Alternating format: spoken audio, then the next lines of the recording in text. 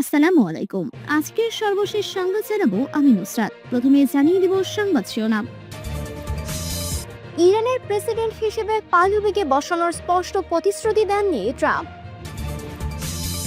BNP ক্ষমতায় না আসা পর্যন্ত ভাত না খাওয়া নিজামুদ্দিন মারা গেছেন। মোদি ট্রাম্প ফোনালাপের অভাবে ভেস্তে গেল ভারত যুক্তরাষ্ট্র বাণিজ্য চুক্তি। সর্বশেষ জানাবো, জয়পুরহাটে প্রতিপক্ষের হামলায় যুবদল কর্মী নিহত। দেখছিলেন সংবাদ শিরোনাম, এবারে বিস্তারিত। ইরানের প্রেসিডেন্ট হিসেবে পাহলভিকে বসানোর স্পষ্ট প্রতিশ্রুতি দেননি ট্রাম্প। ইরানের চলমান সরকার বিরোধী আন্দোলনের প্রেক্ষাপটে দেশটিতে বড় ধরনের পরিবর্তনের সম্ভাবনা তৈরি হলো নির্বাসিত ক্রাউন প্রিন্স রেজা পাহলভিকে পরবর্তী প্রেসিডেন্ট হিসেবে সমর্থন প্রদানে বিষয়ে এখনই কোনো স্পষ্ট প্রতিশ্রুতি দেননি মার্কিন প্রেসিডেন্ট ডোনাল্ড ট্রাম্প। বৃহস্পতিবার 8 জানুয়ারি মার্কিন পডকাস্টার হিউহিটকে দেওয়া এক সাক্ষাৎকারে ট্রাম্প রেজা পাহলভিকে একজন চমৎকার মানুষ হিসেবে অভিহিত করেন। তবে বর্তমানে পরিস্থিতিতে পাহলভিকে ইরানের পরবর্তী নেতা হিসেবে আগাম সমর্থন দেওয়া সঠিক হবে কিনা তা নিয়ে তিনি এখনও নিশ্চিত নন। ট্রাম্পের মতে এখন সময় পরিস্থিতি পর্যবেক্ষণ করার এবং ইরানের অভ্যন্তরীণ রাজনৈতিক প্রক্রিয়ায় শেষ পর্যন্ত কার উত্থান ঘটে তা দেখার জন্য অপেক্ষা করা উচিত। ইরানের বর্তমান ইসলামপন্থী সরকারের বিরুদ্ধে দেশ জুড়ে চলা উত্তাল আন্দোলনের মধ্যে ৬৬ বছর বয়সে রেজা পাহলভিকে ভূমিকা নতুন করে আলোচনার জন্ম দিয়েছে। গত বৃহস্পতিবার এক বার্তায় পাহলভি ইরানের সাধারণ জনগণকে আন্দোলন আরও সুশৃঙ্খল ও বেগবান করার নির্দেশনা দিয়েছেন। একই সঙ্গে তিনি ইরানের সশস্ত্র বাহিনীর সদস্যদের প্রতি আহ্বান জানিয়েছেন যেন তারা দমনপীড়নের পথ ছেড়ে সাধারণ জনগণের পাশে এসে দাঁড়ান। যদিও পাহলভি আন্দোলনে নেপথ্যে সক্রিয় রয়েছেন, তবে ট্রাম্প মনে করেন যে কোনো নির্দিষ্ট ব্যক্তিকে এখনই সমর্থন না দিয়ে পুরো বিষয়টিকে স্বাভাবিকভাবে এগিয়ে যেতে দেওয়া প্রয়োজন। ঐতিহাসিক প্রেক্ষাপট অনুযায়ী রেজা পাহলভি ইরানের শেষ রাজা বা শাহ মোহাম্মদ রেজা শাহ পাহলভির সন্তান। 1979 সালে ইরানে ইসলামী বিপ্লবের ঠিক আগের বছর সামরিক প্রশিক্ষণের জন্য যুক্তরাষ্ট্র গিয়েছিলেন তিনি। বিপ্লবের পর রাজনৈতিক পট পরিবর্তনের কারণে তার আর দেশে ফেরা হয়নি এবং তখন থেকেই তিনি ওয়াশিংটনে নির্বাসিত জীবনযাপন করছেন। 1980 সালে কায়রোতে তার পিতার মৃত্যুর পর শাহপন্থীরা তাকে ক্রাউন প্রিন্স হিসেবে ঘোষণা করে। দীর্ঘ কয়েক দশক ধরে নির্বাসনে থাকলেও বর্তমান অস্থিতিশীল পরিস্থিতিতে তিনি রাজতন্ত্রের অনুসারী ও সরকার বিরোধীদের কাছে পুনরায় প্রাসঙ্গিক হয়ে উঠেছেন। ট্রাম্পের এই সতর্ক অবস্থান ইঙ্গিত দেয় যে ওয়াশিংটন ইরানের শাসন ব্যবস্থার পরিবর্তন চাইলেও কোনো নির্দিষ্ট ব্যক্তির হাতে ক্ষমতা হস্তান্তরের বিষয়ে এখনই চূড়ান্ত সিদ্ধান্ত নিতে আগ্রহী নয়। বিএনপি ক্ষমতায় না আসা পর্যন্ত ভাত না খাওয়া নিজামুদ্দিন মারা গেছেন।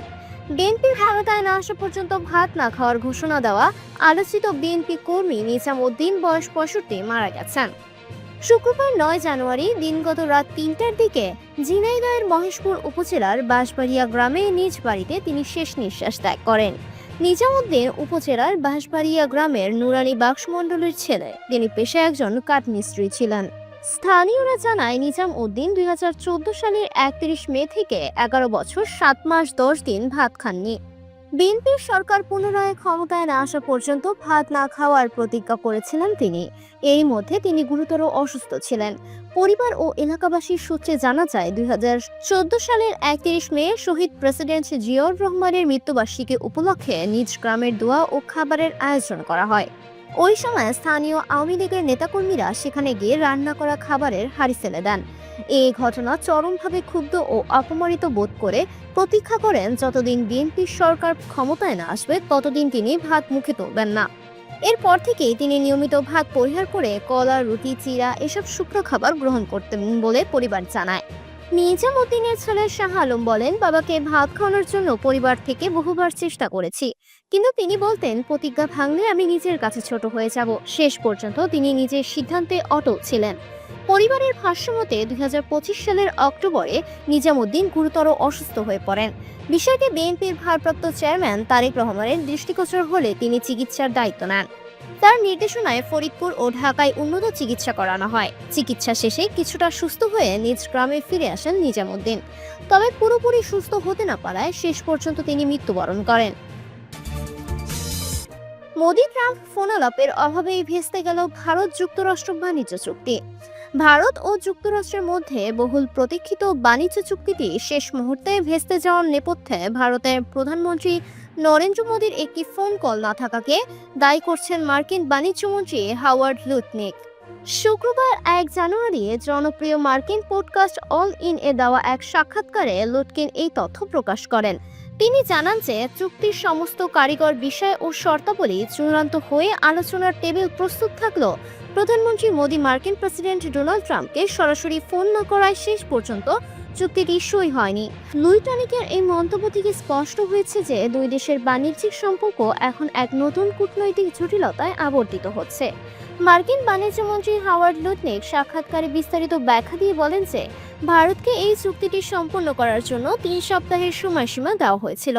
তিনি নিজে আলোচনার সবকিছু গুছিয়ে রাখলেও প্রেসিডেন্ট ট্রাম্পের একটি অলিখিত শর্ত ছিল, ভারতের প্রধানমন্ত্রীকে ব্যক্তিগতভাবে তাকে ফোন করে বিষয়টি চূড়ান্ত করতে হবে।